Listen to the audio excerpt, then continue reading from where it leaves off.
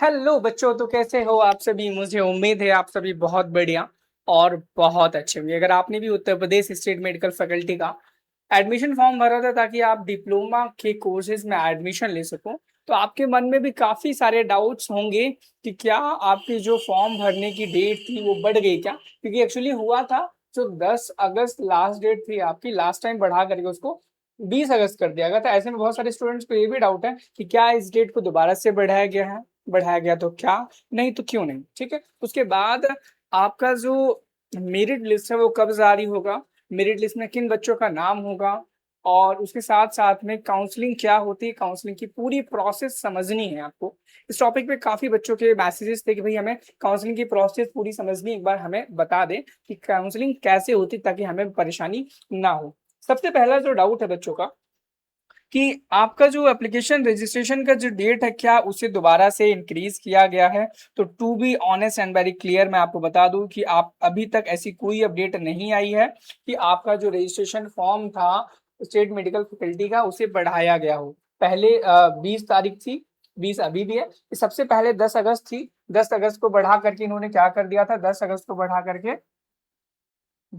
बढ़ा करके इन्होंने 20 अगस्त कर दिया है। लेकिन अभी तक इस पर आज अभी तक कोई भी अपडेट इस पर नहीं आई हुई है। ठीक है, लेकिन अगर कोई अपडेट आती है कि इसमें कोई डेट में चेंज हुआ तो उसकी सारी जानकारी सबसे पहले आपको हमारे नर्सिंग गुरुकुल के ही प्लेटफॉर्म पर देखने को मिलेगी। इसलिए चैनल पे अगर नए हो, चैनल को सब्सक्राइब जरूर कर लेना। ठीक है, चलो अब वन बाय वन करके हम बात कर लेते हैं कि आपकी ये जो मेरिट लिस्ट है वो कब जारी होगी। क्योंकि ये जानना बहुत ज्यादा जरूरी है, मेरिट लिस्ट कब जारी होगी, मेरिट लिस्ट आखिर क्या होती है, काउंसलिंग क्या होता है, काउंसलिंग कैसे होती है, इसकी पूरी प्रोसेस समझना बहुत ज्यादा जरूरी है। ठीक है, सबसे पहले चलो हम वन बाय वन करके जान लेते हैं कि आपका जो मेरिट लिस्ट है ना वो कब आएगा। क्योंकि बहुत ज्यादा जरूरी है मेरिट लिस्ट।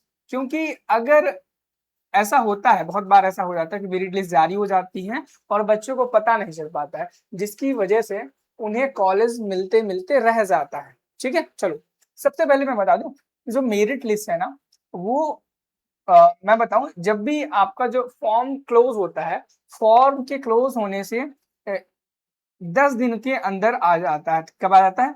10 डेज के अंदर आपका जो है मेरिट लिस्ट वो जारी कर दी जाती है। ठीक है, कब की जाती है? 10 दिनों के अंदर जारी कर दी जाती है। अब आपको पता ही होगा कि 20 अगस्त को क्या, 20 अगस्त को आपका लास्ट डेट था, और 21 अगस्त से 30 अगस्त तक जो मेरिट लिस्ट आने के जो चांसेस हैं वो सबसे ज्यादा हैं। क्या है? मेरिट लिस्ट आने के जो चांसेस हैं वो सबसे ज्यादा है। जब आएगी आपको पता कैसे चलेगा? नर्सिंग गुरुकुल के चैनल पे मैं ही आपको बताता मिलूंगा सबसे पहले, सबसे सटीक जानकारी देते हुए। इसलिए बोल रहा हूँ, चैनल पे नए हो तो चैनल को सब्सक्राइब जरूर कर लेना ताकि आपको सारी इन्फॉर्मेशन टाइम टू टाइम मिलती रहे। ठीक है, चलो अब हम इस टॉपिक पे बात कर लेते हैं, आखिर ये मेरिट लिस्ट है क्या और हमें इससे क्यों जानना है और इससे हमें क्या पता चलेगा। देखो, सबसे पहली बात मैं बता दूं, मेरिट लिस्ट ना एक आपको दो तरीके से आ सकती है। हो सकता है मेरिट लिस्ट की आपको पीडीएफ मिले, हो सकता है आपको इसका रिजल्ट मिले। क्या मिले? रिजल्ट मिले। और मैं बताऊं 99% चांसेस हैं कि आपको इसका रिजल्ट ही मिलेगा, जिसमें रैंक आपकी लिखी होगी और लिखा होगा कि आप क्वालिफाइड हैं या फिर नॉट क्वालिफाइड है। किस चीज के लिए? काउंसलिंग के लिए। अब काउंसलिंग कौन सी बला है उसके बारे में भी अभी हम पूरा तरीके से बताएंगे आपको ताकि कोई परेशानी ना हो। देखो, मेरिट लिस्ट एक प्रकार का रिजल्ट होता है, या आप मान सकते हैं पीडीएफ में आपका रोल नंबर, रैंक वगैरह लिखा रहता है, जो हमें बताता है कि होने वाली जो काउंसलिंग है उसमें भागीदारी यानी कि पार्टिसिपेट करने के लिए आप एलिजिबल हो कि नहीं हो। ठीक है, और अगर आपका नाम इस पीडीएफ में आता है तभी आप काउंसलिंग में पार्टिसिपेट कर सकते हो। क्योंकि अगर आपको गवर्नमेंट कॉलेज चाहिए है Uttar Pradesh state medical faculty में, तो आपको काउंसलिंग में पार्टिसिपेट करना पड़ेगा। और काउंसलिंग में पार्टिसिपेट होने के लिए आपका क्वालिफाइड होना बहुत जरूरी है। जो बच्चे नॉट क्वालिफाइड होंगे ना, वो काउंसलिंग में पार्टिसिपेट क्या नहीं कर पाएंगे किसी भी राउंड में, चाहे वो पहला राउंड हो, दूसरा राउंड हो, तीसरा राउंड हो, वो किसी भी राउंड में पार्टिसिपेट नहीं कर पाएंगे। ये बात ध्यान रखना। ठीक है, अब जो बच्चे पार्टिसिपेट कर पाएंगे वो कैसे कर पाएंगे, क्या प्रोसेस होगी, उसके बारे में चलो हम जान लेते हैं। तो देखो, सबसे पहले मैं बता दूं काउंसलिंग होती क्या है। काउंसलिंग एक मेथड, एक तरीका है जिससे जो क्वालिफाइड कैंडिडेट्स होते हैं वो अपने मनपसंद के कॉलेज, मनपसंद के कोर्सेज को चूज करते हैं कि हमें इन कॉलेज में से अगर ये कॉलेज मिल जाएगा तो हम उसे ऑप्ट करके अपनी पढ़ाई को स्टार्ट कर देंगे। ठीक है, तो वही इसमें होगा।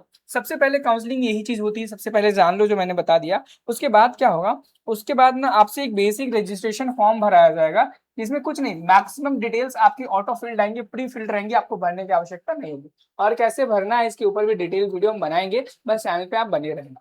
उसके बाद क्या होगा, जैसे आप रजिस्ट्रेशन करेंगे तो आपसे पूछा जाएगा आपके मन पसंद के जो कॉलेजेस हैं जिनमें आप अपना स्टेट मेडिकल फैकल्टी के जो डिप्लोमा कोर्सेज हैं उनको करना चाहते हो, तो आपको यहाँ पे कॉलेजेस के नाम चूज करने हैं। क्या करना है, कॉलेज के नाम चूज करना है। कितने चूज करने हैं, आप कितने भी कर सकते हो, कोई लिमिट नहीं है। जितने यूपी में गवर्नमेंट मेडिकल कॉलेजेस हैं जिनमें डिप्लोमा के कोर्सेज हैं, आप उन सभी कॉलेजेस को सिलेक्ट कर सकते हो। बशर्ते ये है कि आपको अपना कोर्स भी देखना होगा कि भाई जो कोर्स आप सिलेक्ट कर रहे हो वो उस कॉलेज में है कि नहीं है। तो दो चीजें आपको बहुत ज्यादा ध्यान रखनी होगी, कॉलेज कौन सा रखना है और कोर्स कौन सा रखना है। ठीक है, उसके बाद जब आप ये कॉलेज को भी रख लेंगे, कोर्स को भी रख लेंगे, उसके बाद आप अपना सीट लॉक कर देंगे। जब आप सीट लॉक करेंगे तो आपका सीट अलॉटमेंट रिजल्ट जारी होगा। क्या होगा, सीट अलॉटमेंट रिजल्ट जारी होगा। क्या होगा, जारी होगा। अब इस सीट अलॉटमेंट रिजल्ट में क्या होगा, दो क्राइटेरियाज बन सकते हैं, दो पॉसिबिलिटीज बन सकती हैं कि आपने जो कॉलेज भरा था वो आपको मिल जाए, अलॉट हो जाए, सीट आपकी जो है वो अलॉट हो गई। और दूसरा कंडीशन क्या बन सकती है कि जो आपने कॉलेज में सीट्स के लिए कोर्सेज भरे थे वो आपको नहीं, seat allotted, not allotted, seat कोई आपकी अलॉट नहीं हुई। अब देखो, जिन बच्चों को अलॉट हो जाती उनके पास भी दो ऑप्शन आते हैं। सबसे पहला, उन्हें जो सीट मिली उसे वो एक्सेप्ट कर लें और अपना कॉलेज में जाकर डॉक्यूमेंट वेरिफिकेशन करवा लें। ठीक है, और अपनी कोर्स को ऑप्ट करके अपना पढ़ाई स्टार्ट कर दें। एंड उनके पास दूसरा ऑप्शन ये आता है कि भाई अगर आपको लगता है कि आपको उससे अच्छा कोर्स मिल सकता है, उससे अच्छा कॉलेज भी मिल सकता है, आपने जो भरा तो थोड़ी कम प्रायोरिटी में था, तो आप उसे सेकेंड राउंड के लिए अपग्रेड भी कर सकते हैं। क्या कर सकते हैं, सेकेंड राउंड के लिए अपग्रेड भी कर सकते हैं। और जिन बच्चों को कोई कॉलेज अलॉट नहीं हुआ था तो उन्हें सेकेंड राउंड में पार्टिसिपेट करना होगा। सेकेंड राउंड में क्या करना होगा, फिर से काउंसलिंग करनी पड़ेगी और उसके बाद फिर से दोबारा से उनको कॉलेज सिलेक्शन करना पड़ेगा, कोर्स सिलेक्शन करना पड़ेगा, तब कहीं जा करके उनको उनका कॉलेज मिल जाएगा। ये काफी लंबी प्रोसेस है, काफी थोड़ी मुश्किल भरी होती है। ऐसे में क्या होता है, बहुत सारे जो बच्चे होते हैं वो नहीं कर पाते, और सीरियस सी बात है कि नहीं कर पाना कोई बहुत बड़ी नाकामयाबी नहीं है। और ऐसे में बहुत सारे लोग इसमें हेल्प भी करते हैं, मैंने देखा है बहुत सारे यूट्यूबर्स हैं बच्चों की काउंसलिंग में हेल्प कर देते हैं, बहुत अच्छी बात है। मैं तो मानता हूँ कि पर्सनली भी करना चाहिए। ठीक है, लेकिन एक दिक्कत है उनमें, पता क्या, वो चार्ज करते हैं, वो बड़ी दिक्कत नहीं है। वो 1,000 रुपए मिनिमम चार्ज करते हैं काउंसलिंग खुद से पेड कराने के लिए। ठीक है, तो ऐसे में बच्चों के पास बहुत सारे ऑप्शंस हैं कि भाई यहाँ से पेड काउंसलिंग करा लें, लेकिन 1,000 रुपए बहुत ज्यादा होते हैं, है ना। तो हमारी टीम ने सोचा कि क्यों ना हम भी बच्चों की हेल्प करें, ज्यादा से ज्यादा हम भी पेड काउंसलिंग करें। लेकिन वही फीस का मैटर, तो हमने ये सोचा कि भाई ये जो फीस है मिनिमम कर देंगे, इतनी कम कि हर बच्चा अफोर्ड कर पाए, ₹149 कर देंगे, ताकि आपको पेड काउंसलिंग में कोई प्रॉब्लम ना हो। और जो भी सर्विसेज है और जो भी प्लेटफॉर्म है उनसे बेटर और बढ़िया ही प्रोवाइड कराएंगे। ठीक है, और इस 149 में हम आपको क्या देंगे, 1-to-1 सपोर्ट भी देंगे और आपको पर्सनलाइज्ड प्रेफरेंस लिस्ट भी देंगे आपके रैंक के अकॉर्डिंग, ताकि आपको गवर्नमेंट कॉलेज मिलने के जो चांसेस हैं वो सबसे ज्यादा हाई रहेंगे। अब कैसे बुकिंग करनी है मैं आपको बता दूं। अगर आप चाहते हो कि आप बुक करो तो आप हमारा ना 9795020344 पर आप क्या करना, UP state medical FAC paid counselling लिख करके व्हाट्सएप कर देना। ठीक है, उसके बाद हम आपको पूरा गाइड कर देंगे आगे क्या करना है। 9795020344 पर कैसे क्या करना है, कहाँ पेमेंट करना है और कब से काउंसलिंग स्टार्ट होगी। और याद रखना, पेमेंट करने के बाद घबराना नहीं है, जब आपकी ऑफिशियली काउंसलिंग स्टार्ट होगी तभी हम करेंगे। और डरना नहीं है, परेशान नहीं होना, कॉलेज मिलेगा, सबको मिलेगा, बहुत सारी सीट्स हैं। कोई डाउट आया हो, कमेंट सेक्शन आपके लिए खाली पड़े हुए हैं, जल्दी से कमेंट सेक्शन को अपने डाउट से भरो, ताकि मैं भी बिजी हो जाऊं आपके कमेंट सेक्शन को मैं रिप्लाई करने के लिए। चलिए मिलते हैं नेक्स्ट वीडियो में। Thank you, have a nice day, bye bye.